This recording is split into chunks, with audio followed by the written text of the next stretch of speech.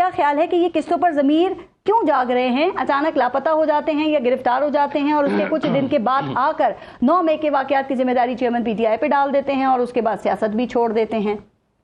बिस्मिल्लाहिर्रहमानिर्रहीम। शुक्रिया पारिस बीबी।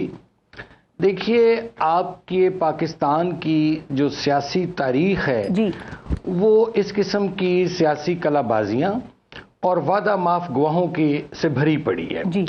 उसमें मुझे डिटेल में जाने की जरूरत नहीं है। असल चीज जो है वो देखने वाली ये है कि एक जुर्म हुआ, एक सानेहा हुआ या नहीं हुआ।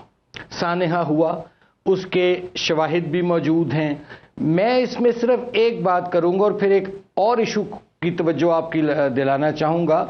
मैं ये समझता हूं कि जो लोग 9 मई के सानेहा में, क्योंकि ये जो हमला था ये रियासत पाकिस्तान पाक फौज पर हमला था, ये एक ऐसा हमला था जिसकी हमारा भारत भी दुश्मन जो अजली है वो अभी तक ये नहीं जुर्रत कर सका। हाँ, जो लोग इसमें डायरेक्टली और इनडायरेक्टली मुलव्विस हैं विद एविडेंस, उनके लिए तो कोई रद्दो रियायत नहीं होनी चाहिए, ये मैं समझता हूं जाती तौर पर, ये मेरा ख्याल है। हाँ, अगर कोई शख्स बेगुनाह है और वो मुलव्वस नहीं है ना डायरेक्टली ना इनडायरेक्टली, तो उसके साथ किसी किस्म की भी ज्यादती नहीं होनी चाहिए, नंबर 1। ठीक। लेकिन पारिस बीबी, मैं ये आपसे जरा बड़े अदब से अर्ज करना चाहूंगा, ये हम सियासी बहस मुबाहिसों में तो पड़े रहते हैं। मेरे कोलीग रहे हैं सैफ साहब और मेरे लिए बहुत मोहतरम है डॉक्टर साहिबा, we are belong to the same profession also. कहने का मेरा मतलब ये है कि इस वक्त इश्यूज और हैं पाकिस्तान के जी।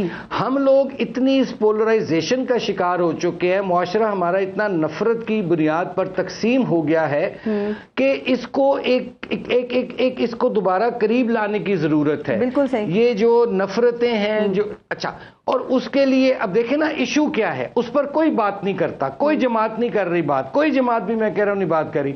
देखें, इस वक्त जो माजी में मैंने देखा है कि गुज़श्ता कुछ अरसे से, दिहाइयों से जो सियासत थी वो मईशत को खा गई, और अब ये सूरत हाल है कि जो मईशत है वो सियासत को खा रही है। ठीक। आज आप बाजार में जाएं, पब्लिक में जाएं, इशू किरमानी साहब, आप यकीन करें कि मेरी कोशिश होती है कि हर प्रोग्राम में इस पे जरूर बात की जाए, लेकिन देखें इन इश्यूज को तो भी हमने एड्रेस करना है जो आज पाकिस्तान तहरीक इंसाफ के हालात हैं। सर, कुछ अर्से पहले आपकी नून लीग के भी यही हालात है। अब आप मुझे ये बता दीजिए कि सर ये जो आप बात कर रहे हैं, हमारी सियासत से इस गंद को या हमारी सियासत से इस चीज को साफ करने के लिए, इस कल्चर को खत्म करने के लिए फिर हमें क्या कुछ अल्लाह के सुपुर्द करने की जरूरत है? क्योंकि सर इस मुल्क में टाइम बदलते हुए देर नहीं लगता, पता नहीं कब किसकी जरूरत पड़ जाती है और वो कारगर साबित हो जाता है। देखिए, आप बिल्कुल फरमा रही हैं कि इस वक्त इश्यूज बहुत ज्यादा हैं। मैंने तो एक हाईलाइट किया इशू के जो आम आदमी, गरीब आदमी, मिडिल क्लास का, वो बहुत मुश्किल का शिकार है। तमाम लोगों को बैठकर उसके बारे में भी सोचना है कि उसकी रोटी का, उसके बच्चों की तालीम का, बिजली के बिलों का क्या करना है। नाउ कमिंग टू यू, देखिए इसका बेस्ट हल ये है पारिस बीबी कि तमाम इदारे जो हैं, आप पहले ये फैसला कर लें कि आया आप इस मुल्क में जेन्युइन डेमोक्रेसी चाहते हैं, कंट्रोल्ड डेमोक्रेसी चाहते हैं, या नंगा मार्शल लॉ चाहते हैं, नेकेड मार्शल लॉ। ये डिसाइड कर लें जो स्टेक होल्डर्स हैं, तमाम सियासी जमातें। और अगर आप समझते हैं कि आपने आइन और कानून के दायरे में सब इदारों को रहना चाहिए, तो फिर तमाम लोगों को अपने अपने किरदार इदारों को महदूद होना पड़ेगा। फिर ना ही कोई सानेहा 9 मई होगा, ना ही कोई दीगर सानेहे होंगे। और इस पर मेरी तो ये बड़ी मैं क्लियर मेरी ओपिनियन है कि तमाम इदारे जो हैं वो अपने अपने आईनी किरदार के महदूद रहेंगे, तो पाकिस्तान जो से इसके लिए आप सब सियासतदानों को भी मजबूत निकल आएगा। र्यूमर ये भी है कि आखिरी वक्त में टिकट भी कैंसिल हो सकता है, और एक र्यूमर ये भी है कि आपके पार्टी के अंदर जो मफाहमती ग्रुप है मियां साहब की वापसी से उसकी सियासत खतरे में पड़ सकती है। क्या ऐसा ही है सर?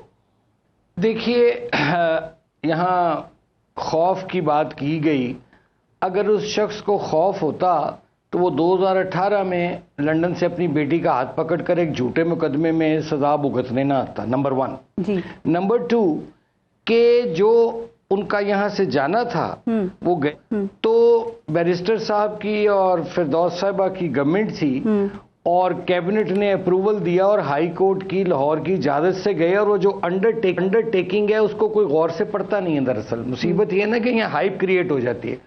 उसमें वाज़ेह तौर पर लिखा है कि जब उनके वो जा रहे हैं इस पीरियड के लिए, या जब उनके डॉक्टर्स उनको अलाउ करेंगे ट्रैवल करना। ये मैं जरा क्लैरिटी करना चाह रहा था। अब आपके सवाल की तरफ। सर वो डॉक्टर वैसे उम्र की और यूरोप इजाजत दे देते हैं वैसे?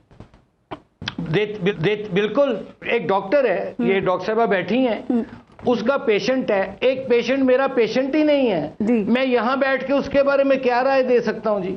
मैं सिर्फ क्या राय कर सकता हूं, मैं मुबालगा राय कर सकता हूं जो कि की जाती है। अच्छा, coming back to the subject, देखिए नवाज शरीफ साहब ने 21 अक्टूबर का उनका प्लान कंफर्म है, और नवाज शरीफ साहब आपने खुद जवाब दे दिया कि जो डील करते हैं वो फिर जेल लेने जाते। हाँ जी, कुछ लोग जेल में हैं जो डीलें मांग रहे हैं, कभी सदर के जरिए मांगते थे, कभी किसी के जरिए मांगते थे। जो सानिया 9 मई के मुजरिम हैं जो इस वक्त जेल में बैठे हैं। अच्छा जी। दूसरी बात ये रही कि देखें नवाज शरीफ साहब आएंगे, ये किसने कहा कि उन्होंने अदालत के सामने अपने आप को सरेंडर नहीं करना? हम तो कह रहे हैं, उन्होंने खुद कहा है कि जी मैं हाँ, लेकिन अब जाहिर है उनकी एक लीगल टीम है, उसने ये फैसला करना है कि क्या मियां साहब को प्रोटेक्टिव बेल चाहिए, राहदारी जमानत चाहिए, या वो अदालत में जाकर अपने आप को सरेंडर करके लेंगे। ये तो देखिए एक लीगल मैटर है। सर, वो लीगल टीम ने कहा ग्रीन सिग्नल दिया है, क्या बताइए ये ग्रीन सिग्नल किसने दिया है? हमने तो रेड सिग्नल का सुना था आज से पहले तक। जो वुकला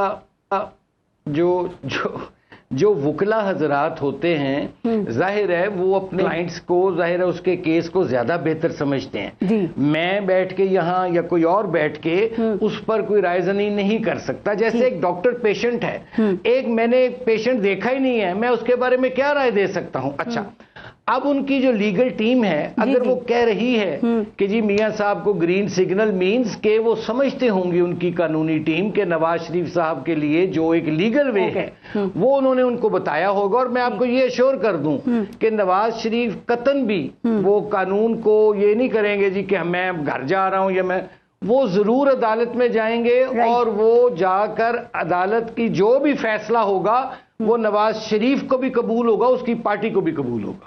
ठीक, तो ये मफामत होगा जिसके बारे में कहा जा रहा है आपकी पार्टी के अंदर है और वो नहीं चाहता कि मियां साहब आए, और ये वही मफामती ग्रुप है सर कहा जा रहा है जिसने 16 माह जो हैं वो खूब मिनिस्ट्रीज और ओहदों के मजे लिए हैं, और उनको डर ये बताया जा रहा है कि कहीं मियां साहब मज़ाहमत की तरफ चल पड़े तो बना बनाया सारा खेल बिगड़ जाएगा। आप देखें इरफान सिद्दीकी साहब ने भी कल तरदीद की, क्यों जरूरत पड़ रही है आप लोगों को तरदीद करने की? सर आपकी पार्टी में कंफ्यूजन पैदा हो रहा है। ये नहीं, कंफ्यूजन नहीं है, ये ज्यादा मैं पारिस बीबी समझता हूं कि ये मार्केट की खबरें हैं। अच्छा, ये वो जैसे मैंने कहा ना कि लोगों की ख्वाहिशात हो सकती हैं, लेकिन नवाज शरीफ वाहिद एक लीडर है और तमाम उसके कारकुन हैं।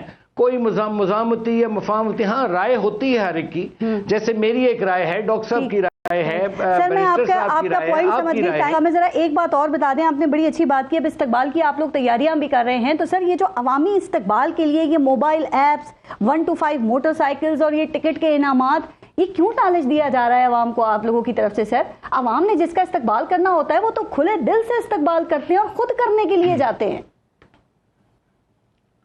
देखिए पारिस बीबी, उसमें ये है कि जाहिर है जब एक इतना बड़ा लीडर 3 दफा प्राइम मिनिस्टर रहा है, जब वो मूव करेगा 4 साल बाद आ रहा है, उसका एक वोट बैंक वहाँ मौजूद है, तो यहाँ कोई हमने बदनज़मी तो नहीं पैदा करनी, चीज़ों को स्ट्रीमलाइन करना होता है। और अब तो ये जो गैजेट्स आ गए हैं जैसे ट्विटर है, ये एक कम्युनिकेशन के जराए हैं, वो आपको मालूम होना चाहिए पेशेंट को मॉनिटर किया जाएगा, चूंकि मरियम नवाज ये कह चुकी है कि मैं खुद मॉनिटर करूंगी और टिकट उसी को मिलेगा जो ज्यादा लोगों को लेकर आएगा, और जो ज्यादा लोग नहीं लाया उसको नून लीग का टिकट नहीं मिलेगा।